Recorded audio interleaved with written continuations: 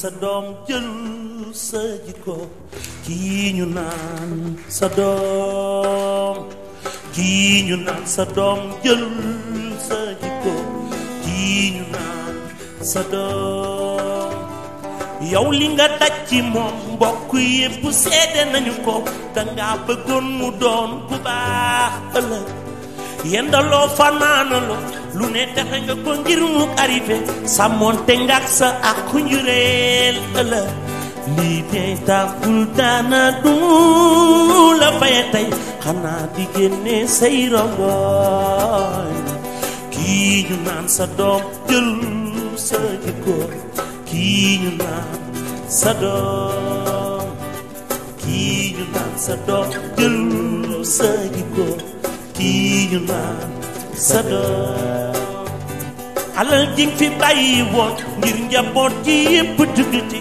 alal ji yépp nee na furaas mani jom ji nga bàyyi woon diine jaag jom ju bare ja sutura sa lépp nee na furaas mani moo ne ndayam jëdi liggéey na ko fa fulaak fayda borom kii ñu naan sa doom jël sa jikko kii ñu naan sa doom kii ñu naan sa doom jëlul sa jikko kii ñu naan sa doom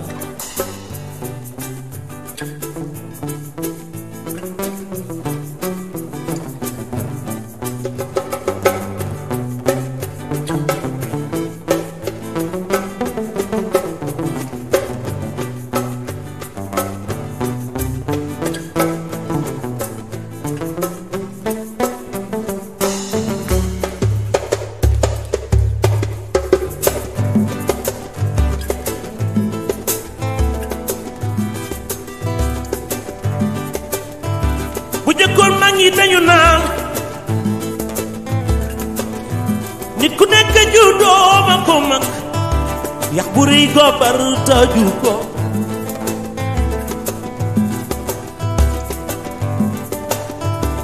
ngay tiitaroo sa waajur di la tiitaroo ka gën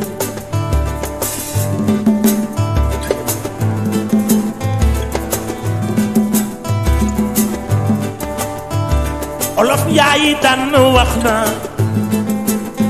doon sa baay ko gën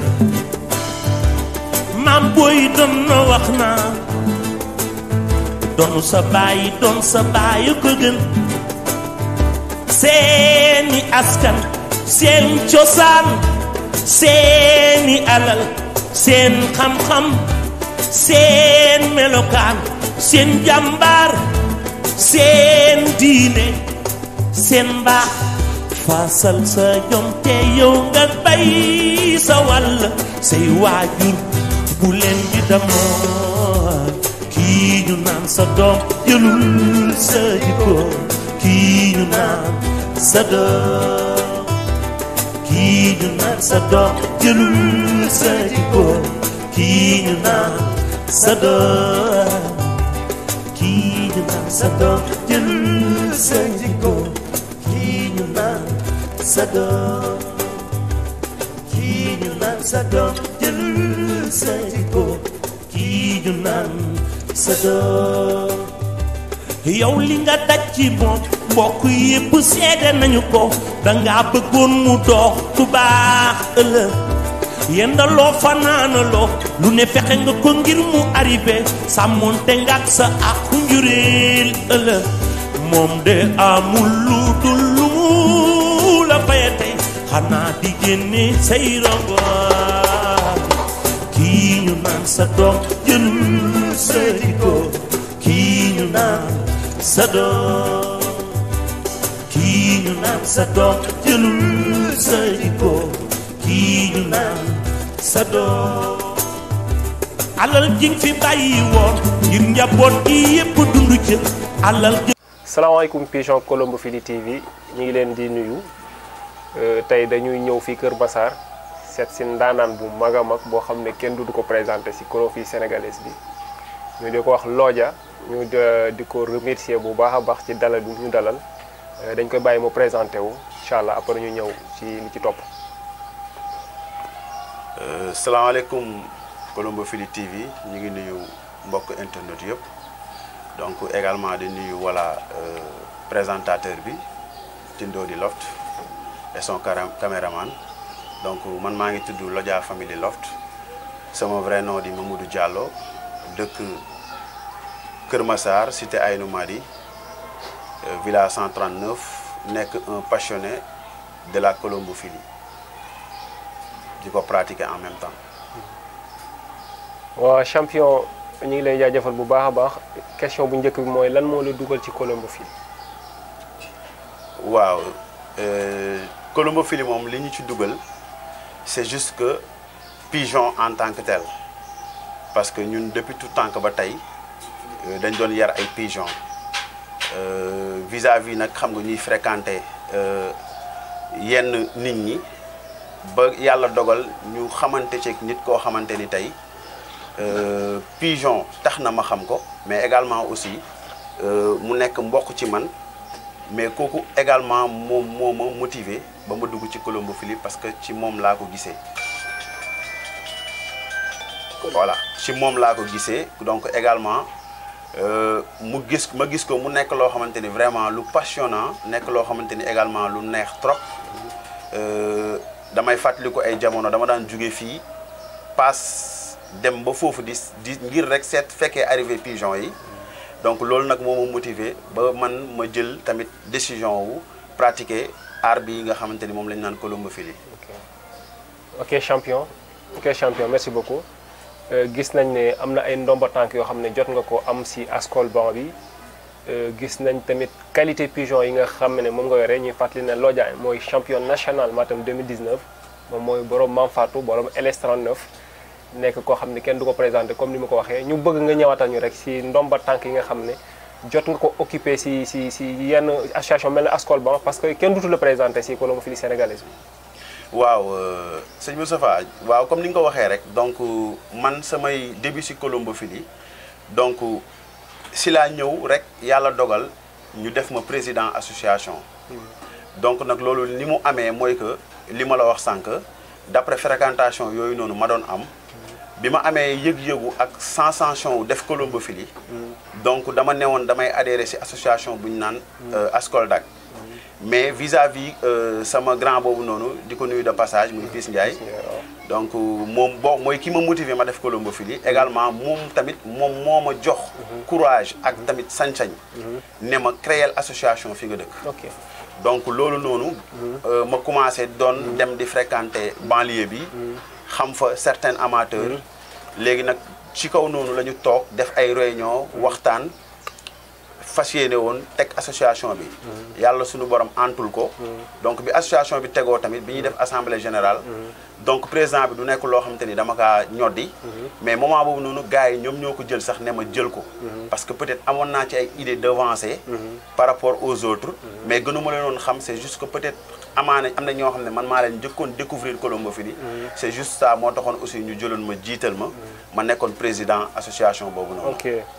champion gis nañ ne Lodja maanaam investissement bu am solo la def ci pigeon yi parce que xamoon nañ Lodja bu njëkk ba donte nag champion la woon tamit bu njëkk ba parce que wax naa ne champion national la 2019 mais gis nañ actuellement tamit recrutement yi nga xam ne def nga ko ci pigeon yi am qualité pigeon yoo xam ne kenn du ko lam-lame parce que les résultats parlent bëgg nañ nga ñëwal ñu ci Lodja bu njëkk bi nga xam ne mi ngi soog di démarrer parce que am na jamono boo xam ne da nga posé woon ba ñëwaat bi nga ñëwaatee commencé nga jouer bi nga jouer ci nga nekk champion national. après nga def ay recrutement boo ñu ko mënee tënkal lépp daal. waaw comme ni nga ko waxee rek comme colombophilie art la également aussi passion la te ñun maanaam dañu am motivation ci lépp lu ñuy def. am si aussi détermination. parce que maa ngi fàttaliku. donc sama premier pigeon bi may njëkk a jënd. maa ngi ko jëndee woon 25000. te pigeon boobu noonu bi ma koy jënd. je peux même voilà ay détails yu bëri quoi. daanaka. jëloon naa sama paasu école. dajale ko. ainsi de suite xam nga jaay sama benn affaire. daw dem jënd pigeon boobu noonu. muy passion bi may wax rek ak yëg-yëg bi may wax maanaam tey si pigeon moo tax tey. man lu ma def ci pigeon ñi ma xam démb du leen bett parce que quand même je suis un passionné boo xamante ni tey lépp lu may def bëgguma ci des ginnaaw donc comme ni ko Moustapha waxee léegi en 2019 en 2014 lañu njëkk a def la ñu dugg ci colombophilie 2013 donc en 2019 2018 2019 yàlla def ñu champion national ñu jóge ci loolu ñu xam ne ñun dañu war a am nañu challenge bu ñuy xaar te li may wax rek saa su nekk être champion yomb na mais maanaam rester régularité bi ba pare di continuer di persévérer moo gënoon jafe léegi nag ñun bi loolu amee man dama ne am naa beneen sas bu gën a rëy donc sas boobu nag mooy que tey nan laay fexee ba si yeneen compétition yi ñu jëm ma ciy feeñ bu baax di ci wane sama bopp pourquoi pas être parmi les meilleurs et amateurs si colombophilie sénégalaise léegi nag motivation boobu ak gëm-gëm boobu laa doon doxee mu jaral ma tamit pigeon bu baax fu mu ko gis wala fu mu ko dégg su ma si amee ay renseignements yu sûr dinaa ko fexee recruter indi ko sama loftu pour être parmi les meilleurs macha allah gis nañ loolu parce que comme ni ma ko waxee rek maanaam chaque année da ngay wane sa bopp ren rek preuve la si mën naa ne tu fais partie des meilleurs amateurs de la zone 2 te man gëm naa ne fi nga teg sa tànk boo ko tegiwul tu seras le meilleur au Sénégal parce que qualité yi si pigeon yi wane nañ ko te liggéey bi tamit teg ngeen ko ci yoon li ma bëgg nga ñëw na mooy loft bi ba xam naka la demee lan moo ko composé tandem la ak tamit naka ngeen di fonctionner quoi ñan ak ñan ñoo seq loft bi waaw sëñ Moustapha loft bi donc pour ma ñëw si moom dina facile te dina ma neex trop donc loft bi je dis que ni Lodja Elite Family famille la donc je dirais pas sax tandem la ñi fi nekk ñëpp di fi ñëw di fi fréquenter di fi liggéey samay rakk lañ donc man la yàlla dogal mu jiital ma ci kanam amaana aussi tamit xëy na yàlla man la wërsëgal wërsëgulagu leen ñoom di leen ñaanal aussi yàlla wërsëgal leen ñu mën a am sax lu ëpp lu ma am man léegi nag dañuy travailler en famille nekk ay frères de vrais frères nag parce que mooy li may wax rek Ahmed bi ñu àndee ba léegi rëccuma ci dara dëgg la ku disponible la Ahmed au delà de la colombophilie dama koy sant yeneen yoo xamante ni sax ci sama vie privée la te du ma gàntu du ma ko bañal macha allah kon donc ñoom part bi ma am si loft bi rek ñoom moom lañ ci am tey mooy li ma leen wax rek ku tey nit bu ñëwee di jënd pigeon sax dama leen naan nit ki lan la fay mu ne ma nangam ma ne ko ok bu la jaralee jaay ko dëgg la mu jaay ko te boobaa si poosam la koy def muy aussi Moussa Wali kooku c'est un frère wax dëgg yàlla dañu ànd avant muy dem Maroc ñu dem Maroc mu dem Maroc aussi ànd boobu continuer di sax ba recrutement pigeon yu bëri yu ñu def à travers moom la donc moom aussi dafa am part ci loftu bi voilà parce que man du ma joxe bopp di rocci làmmiñ donc ñun ñëpp ñu travaillons ensemble loft bi famille la noonu la demee dëgg la parce que kon loft bi yow la Mohamed moom yàgg ngeen même Moussa tamit yàgg ngeen vous êtes toujours vous êtes ensemble même Moussa ba muy nekk fii ay gaan ngeen woon mu jógee fi dem Maroc am na pigeon yu bëri yoo xam ne moom moo ko tànn moom moo la ko envoyé kon loft bi daal liggéey la boo xam ne c'est un travail d'ensemble boo xam ne dañ ko séq te loolu tamit maanaam gis nañ résultat yi nga xam ne yéen ngi koy def ñu fàttali ne ren compétition yi jot a génn rek Lodja remporté na ci 2 fois premier benn bi premier deuxième beneen bi mu jël premier te yeneen yi ñëw incha allah ñooy dàq loolu day wane que ne qualité bi mi ngi fi mais rek du qualité bi ak liggéey bi parce que nit ki même soo amee de très bons pigeons te liggéeyoo doo mun gagné kenn kon cela veut dire que liggéey bi tamit teg ngeen ko ci yoon léegi bëgg naa xam par exemple pigeon yi nga xamee ne balaa ñoo dem ci présenter pigeon yi nga xam ne moom ngay liggéey actuellement maanaam base loft bi waaw base loft bi pigeon yi ñuy liggéeyee je pourrais dire que ni diversité la parce que ñun colombophilie sénégalaise boo xoolee ni ñuy defee colombophilie spécialisé wuñu donc tey dañuy def vitesse def demi-fond def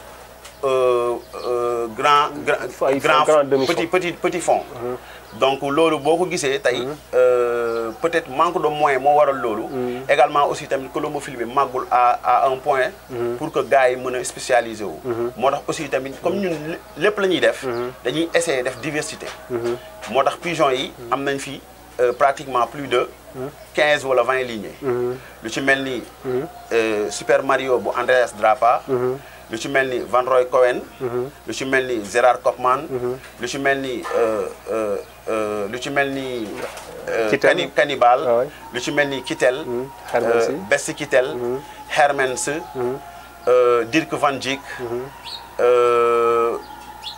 Venistra, Harry. mën naa ni daal vraiment li bari na yu bari ñi ngi donc am na yoo xamante ni sax su may lim mën na am ma fàtte ko Egerkamp donc yooyu noonu bokk nañ ci pigeon yi gën a def performance ren aussi macha allah voilà vraiment donc li ñuy daal diversité la bari na quoi donc ci moom la ñuy ci ñoom la ñuy liggéey également aussi di amoon suñu base boo xamante ni nag wax dëgg yàlla bi ñu débuté recruter ay pigeons si moom la ñu tàmbalee woon muy Super Mario yi donc dañuy jël ay pigeons yoo xamante ni suñu ñëwee comme Super Mario yi déjà def nañu seen ay preuve dañu leen di jël croiser leen seen biir après aussi xool loolu lan lay yokk wala lan lay wàññi bu yokkee ñu maintenir bu wàññee aussi ñu tourner defaat yeneen croisement. d'accord champion lu ma bëgg a xam mooy yan ligne ñoo gën a dox fii ci vitesse yi ak yan ñoo gën a dox ci demi fond yi wala da nga am pigeon yoo xam ne dañuy def vitesse demi fond. voilà boo mën a ñëwal si loolu quoi. waaw pigeon yi am nañ ci pigeon yoo xamante ni seen spécialité vitesse demi fond la.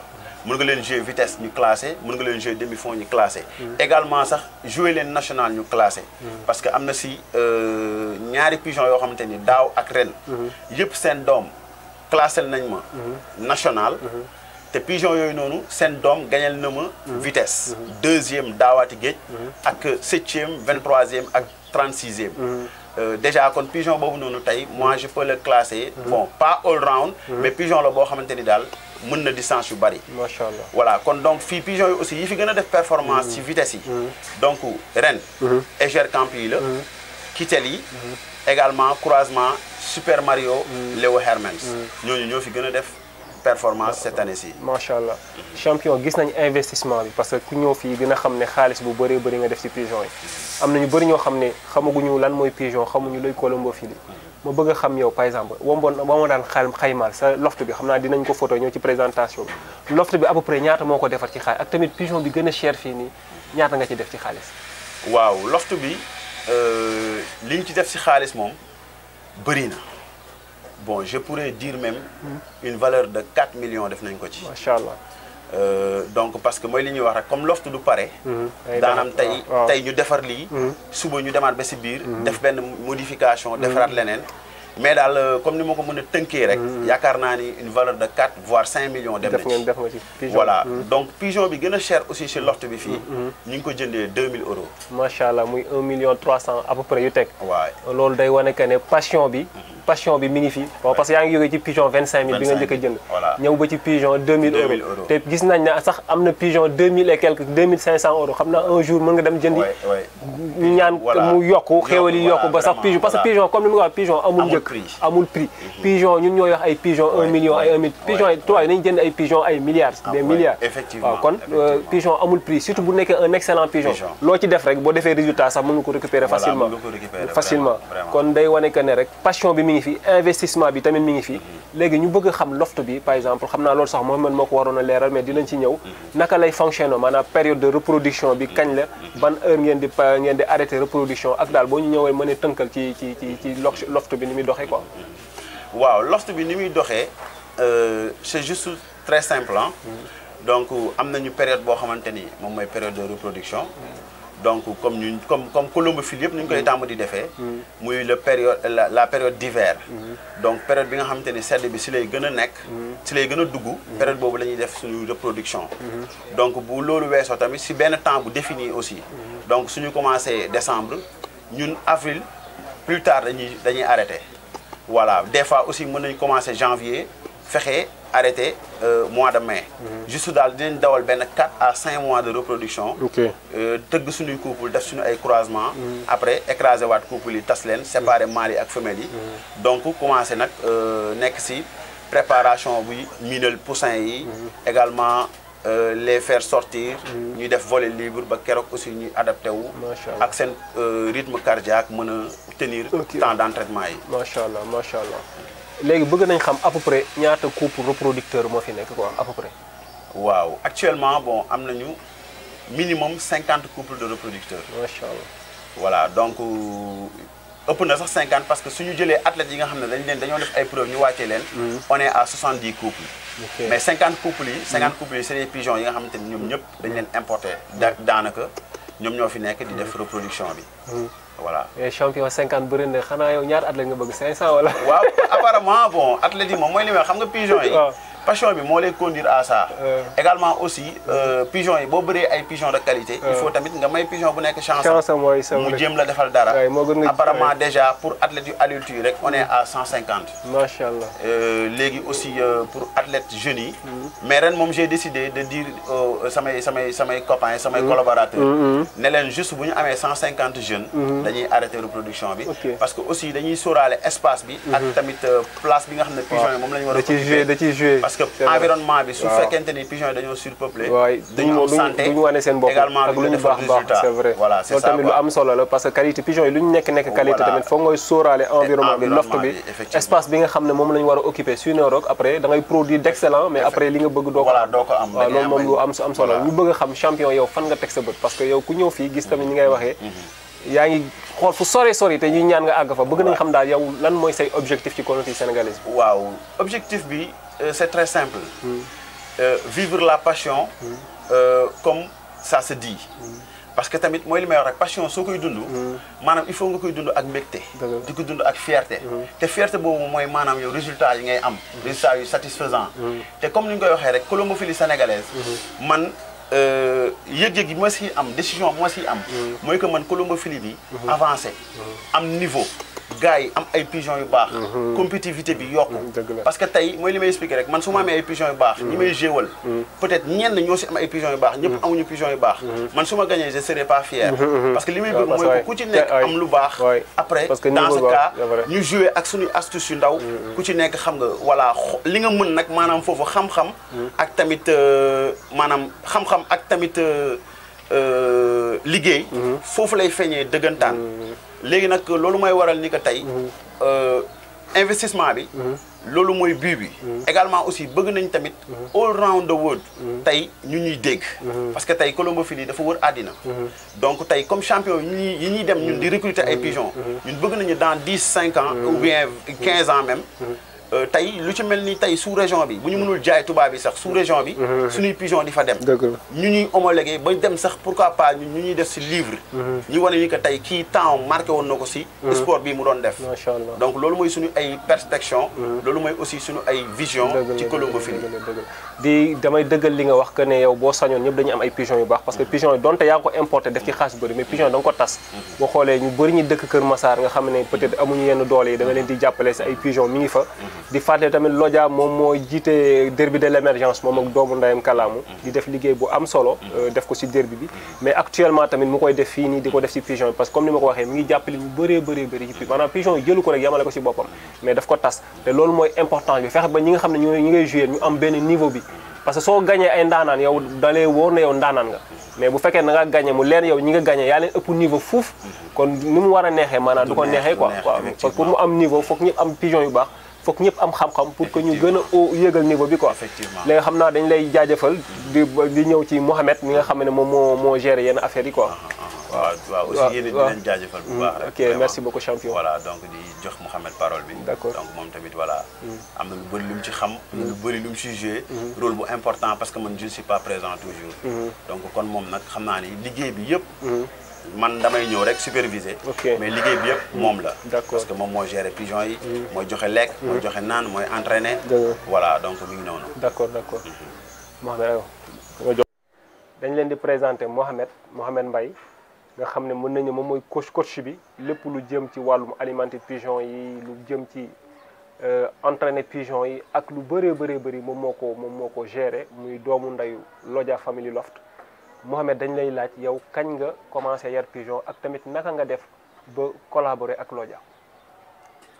salaamaaleykum Colombophilie TV maa ngi leen di bëgg di leen ziar man la Mohamed Mbaye bu Lodja Family Pigeon waaw tindoo si question boobu laay ñëw quoi man yàgg naa yar pigeon mais sama première année jaune moom mooy nekk 2016-2017 waaw après si laa daan yare sama gàlle moom mi yare fii nii léegi si deuxième année ne pourquoi pas mënuñu boole affaire yi ñu xool naka la ñuy jëmle waaw suñu kii daal kanam mu ngi jéem a neex mais amul benn problème si la ma xam nga yaatalee def ma ni frère am mu nekk lu am solo parce que tamit moom day liggéeyi amul jot maanaam tandem moom ku ko mën moo gën parce que di nga am temps boo xam ne di nga ko am donte mën nga dem liggéeyi bu kii jàppee fii kii jàpp fii rek day nekk loo xam ne lu am solo kon kañ ban année ngeen commencé yéen liggéey ensemble. mën naa ne 2017 la 2018. 2017 2018 liggéey bi lu bëri yow yaa ko yore bëgg nañ nga wax ñu maanaam yow lan nga gérer lan ak lan nga gérer ci lofto bi ak naka nga koy gérer quoi. waaw comme ni nga ko waxee sànq rek. daanaka pigeon yi su ma xëyee. dinaa leen toppatoo nu mu waree. naawal leen. dugal leen tëj leen. parce que loolu mooy colombiphile quoi. maanaam colombiphile du da ngay joxe lekk rek. wane ginnaaw bàyyi fa pigeon yi. loolu du colombiphile te loolu am na du tandem. boo dee ñu ne tandem maanaam temps la quoi. bu kii amul temps. yow da ngay am temps yow mi am temps ba fi nekkee da nga war a defar. te si kaw defar boobu ngay defar. am na lu muy joué si pigeon yi lu bëri. tey yenn maladies yi da nga ko mën a gis. ngay superviser quoi. waaw da ngay superviser. du may lekk may naan dem mais dafa laaj leneen quoi. jeex na taax nga am bët di xool di superviser quoi. loolu mooy colombiphile nag. dëgg la dëgg la dëgg mën a xam. mooy loolu daal comme ni nga dëgg la léegi bëgg naa nga ñëwal ma ci pigeon yi. waaw pigeon yi parce que xam nañ ko bëggu pigeon nga mais tamit yaa ngi ciy liggéey liggéey bu am solo nga ñëwalaat ñu ci pigeon yi quoi ci repro yi ban mooy sa repro de ba gën a fonk yi repro yi gën a fonk donte yëpp ay qualité lañ mais yan ñooy say repro de base. waaw comme li nga wax rek loolu laa lay tontee man yëpp samay pigeon lañ quoi. yëpp say pigeon lañ waaw.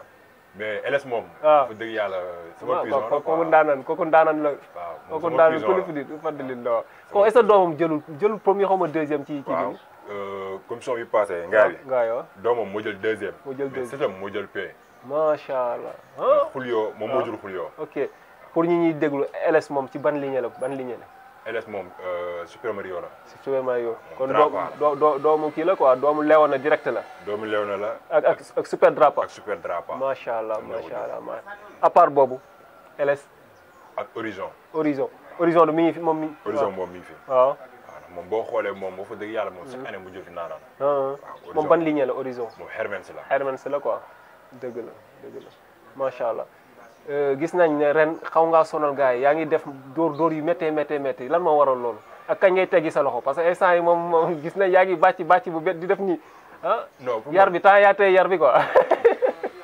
non pour man sax ren defuñu dara quoi ci ndoor. waaw ren da ngeen yéex a jóg sax mais mën ngeen def lu gën a garaaw.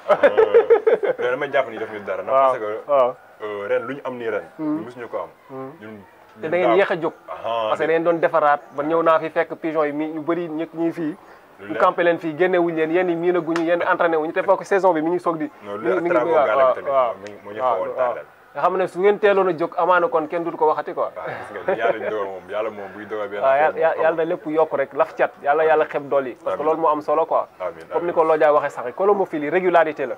maanaam mën nga waxuñ nga jël paie ren ëllëg suba wala année bi kenn dutu la gisati mais à chaque fois ngay bokk ci championnat te même sax année yi ci passé nii da ngeen doon bokk ci championnat bi te li ma gis nii xam naa ne bu kiiwul moom mën ngeen di nekk si kaw te loolu lañ leen di ñaanal parce que liggéey affaire yi kenn moom ko liggéey la gis nañ ne zone 3 zone 2 ex zone 3 zone la boo xam ne bu méttee joué la parce que ay ndaanaan ñoo fi nekk yoo xam ne dañuy joué vitesse mais gis nañ ne niveau bi mën nañ ne ñeenti nit ñoo ko ŋànk Lodja Family Loft Africa Mam Kumba Lam ak Kar macha allah parce que toujours yéenay xëccoo championnat bi yow ban xalaat nga gis ne gars yi bu ñu ko defoon au moins dinañ ñëw di rivaliser ak yéen parce que balaa championnat bi di démarrer dañuy xam ne yéen a koy xëccoo waaw rarement lay am kenn ku dugg wala ku jege si mais ñi nekk 4 premiers wala 5 premiers moom toujours ñooñu lay nekk ñeneen ñi lan lañ war a def pour mën a rivaliser ak yéen.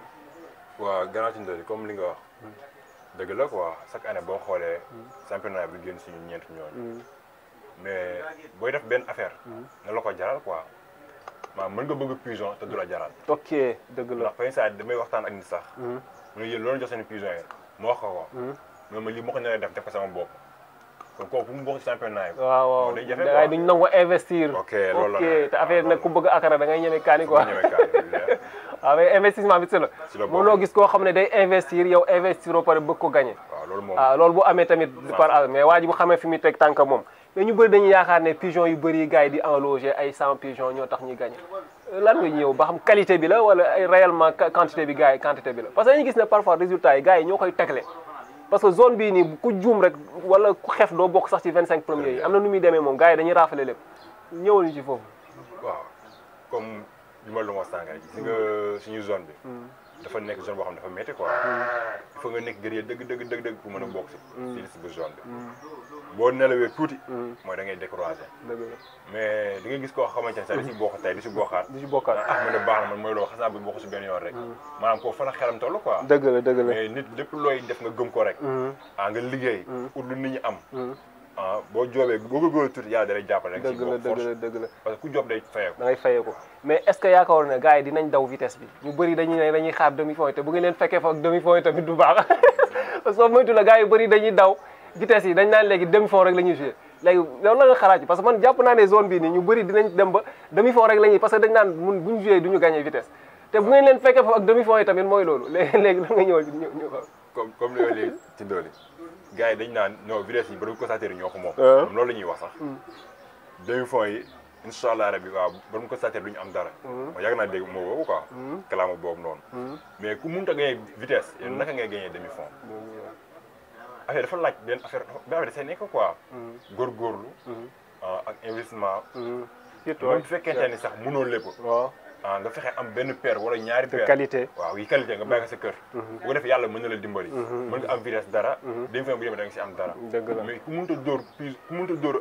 éleveur vitesse nga bëgg ko dóor demi fond loolu dina xaw a jafe quoi pour man c'est vrai parce que amoo expérience vitesse ba pare waa ji bu joué demi fond dëgg pour nga dóor ko du yomb quoi mën na nag bañ a joué pour des raisons x mais gars yi bu ñu concentré ci demi fond pigeon yi ni ñu mënee vitesse noonu la ñu mënee demi fond quoi parce que ala bu day mujj pour gagner leen du yomb quoi ñu ngi lay jaajëfal après ñu dem ci présentation yi dégg nga. waaw champion ñu dem ci présentation bi ñu bëgg a xam ki nga téye nii moom mooy kan. kii mooy vitrine. waaw moom moo jël Louga bi première. te am na yaakaar ne Daara Jolof bi incha allah rabi. waaw dina jëlaat pee quoi. ok moom si ban ligne la bokk. moom Iger Camp la. Iger Camp waaw. ok moom Iger Camp la. moom ren mooy première saison bu mu daw wala daaw doon na daw. non moom ren mooy première saison am ndax ñoom ren lañ fi ñëw yàgguñu fi quoi. ok mooy saison bi passé dañ fiy ñëw. ok kon moom tardif la woon quoi parce que ma gis ne bague 2020 mooy xam nga boo xoolee daaw bague yi dañoo yéex a ñëw. léegi dañoo amoon ay bague banaay fi nekkoon. ok yaa dañ ko bagué. d'accord. femelle la boo xam ne elle est exceptionnelle parce que comme ni ñu ko waxee moom moo jël pied premier. Louga bi incha allah tamit ñi ngi am yaakaar ne Daara Jolof mën na jëlaat premier.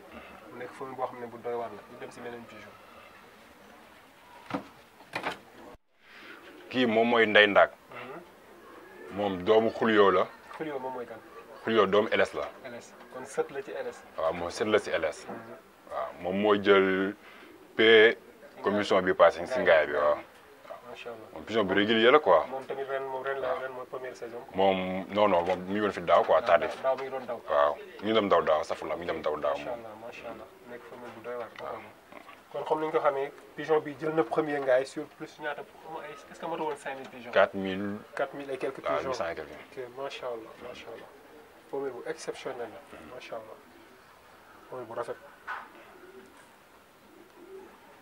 ki na mooy kan.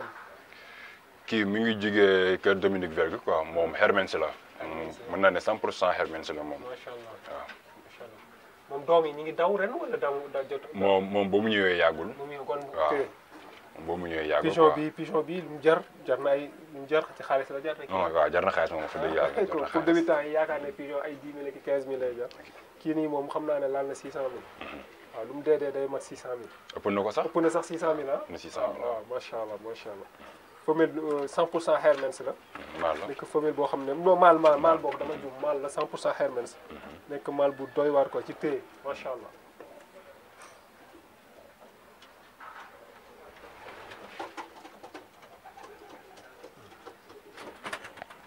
bëgg nañ xam kii nii femelle bu doy waar bu bokk ci ligne boo xam ne ligne crack la bëgg nañ nga présenté ñu kii moom mooy kan.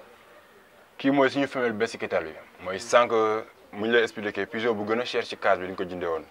mooy pigeon bii nii ñu ko jëndee woon 2000 euros.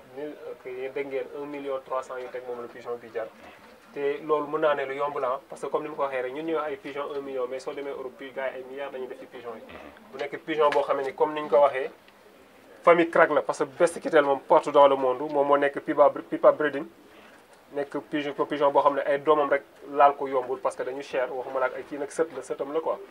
muy pigeon yoo xamee ne dañuy def vitesse maanaam ci vitesse la leen gën a xamee mais mën nañ def tamit lu raw vitesse mën nañ def raw muy femelle boo xam ne bu exceptionnel la mu neen ko gisee ni femelle bu doy waar macha allah best kitten ci lignée surtout best kitten la bokk ci lignée best kitten macha allah.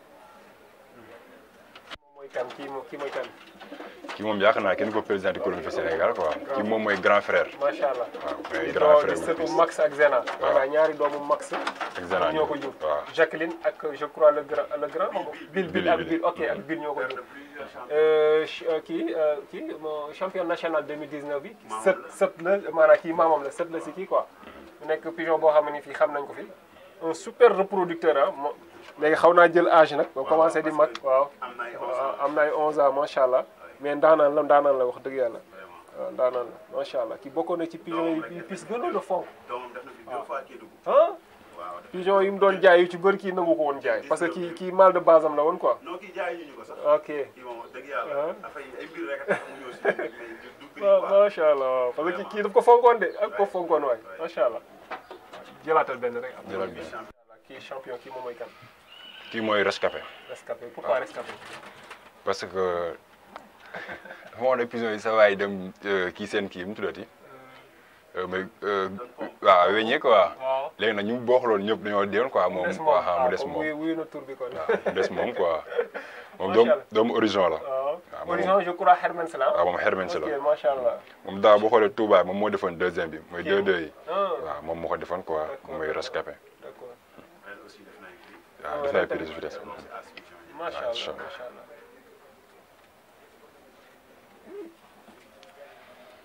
pigeon bu doy waar la macha allah. consanguin la. c'est bon voilà en fait ñii ñoom ñooy couple Eger Camp bi. donc ñoom ñu ngi leen jëlee woon au Maroc. donc ñu nekk ay pigeons yoo xamante ni tamit par seeni performance yi nga xamante ni tey seeni sœur seeni frère def ko moo tax ñu recruter leen. donc ñu gagné si ay 20 et quelques pigeons. foofu noonu waaw ay 20 000 pigeons. macha allah voilà vraiment. mu nekk loo xamante ni aussi tamit ñoom bi ñu ñëwee fii. wax dëgg yàlla def nañ ko fi répété nañ ci lu mel noonu noonu. parce que couple bi déjà ñoom am nañu doom boo xamante ni saison ren 2022 bi dañuy def 2 fois premier. macha allah doomam dina def 2 fois premier parce que moo ko jël Louga. te incha allahu rabbi da koy jël Daara Jolof. macha allah waaw kon donc mu nekk seen première reproduction moo nekk nii. daanaka 3 wane que ne dara du fen quoi. 2 couples lañ ci amoon parce que ñoom yéexoon nañ sax ñëw. 2 couples lañ ci amoon 3 yi ñoo doon daw. ñaar yi moom def nañ fi ay classement. macha allah voilà. ñoom maanaam dañu def ay preuve fa ñu nekkoon. fa ñu nekkoon au Maroc. ngeen jënd ko si loolu. ñu mais jënd ñu ko ñëw fii répéter la même chose vraiment te aussi femelle bi. derby de l'émergence pigeon bi jël Boy Maroc pigeon bi jël 2e ci finale bi. femelle bi moo ko jur. également moom am na benn sœur boo xamante ni. dañ koy yóbbuwoon derby Espagne. One Love to Race. foofu tamit mu classé fa 3e. macha allah benn sœuram direct. yow boo ko téye rek nga xam ne daanaan nga téye ko. macha allah ñoom ñaar ñoo ànd ba léegi. ñoom ñaar ñoo ànd toujours parce que kase woon nañ ko def ci ay croisement. mais actuellement nii ñoom ñaar lañ delloowaat quoi. d'accord d'accord incha allah. yi ñu téye donc couple la ak seen doom. donc parents yi ay importé lañu doom ji tamit importé la. donc moom mi ngi bokk ci lignée. Venistra xaar yi. donc moom lañu naan le All Watch. voilà donc moom boo xoolee aussi ñun daaw lañ ko jënd. donc bi ñu ko jëndee daaw aussi ren lañu njëkk a dawal ay doomam. femelle bi aussi tamit doomam yi def nañ fi ay performance ren. macha allah léegi nag looloo tax mu performance yu ñu wan. moo tax ñu dem jënd couple bi encore. parents yi. andi leen doom ji moo fi nekkoon. doom ji lañ njëkk a jënd. parce que ñu ngi ko jëndoon poussin. léegi nag mu ñëw fi première année de reproduction aussi. mu def ay performance yu doy waar. wane ko donc ñu dem fexe aussi négocier ak waa ji ba jënd couple bu mag bi. donc couple bu mag bi ñoom ñoo nekk nii. donc seen doom bi moom moo nekk nii. ñoom seen doom commencé gul daw fii de couple. non non non ñoom fin de saison bi lañ fi ñëw. inch'Allah voilà fin de saison bi lañ fi ñëw.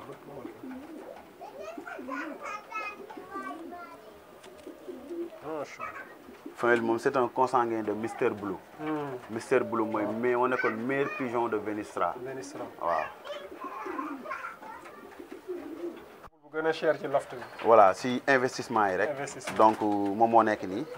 donc couple bi ñu ngi ko recruter si amateur bi ñu naan Dominique Velgue. nekk un collaborateur de Pipa.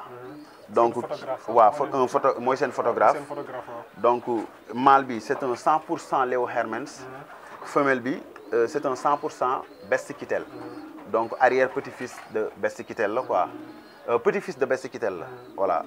petit-fils de Best Kittel la. donc moom ñu ngi jëndee couple bi à 3000 €. donc la femelle nous a coûté 2000 €. mâle bi il nous a coûté 1000 €. voilà ak transport aussi. voilà ouais. waaw macha allah day wane affaire yi moom bëgg-bëgg la rek. bëgg-bëgg la kese quoi vraiment vraiment. pour débutant yi yaakaar ne pigeon ay 10 000 ak 15 000 lay jar pigeon day jar ay milliards. vraiment vraiment pigeon amul vraiment prix na nekk qualité rek. effectivement na nekk qualité loolu moo ci am solo quoi macha allah. pigeon bi moom Van Roy Cohen.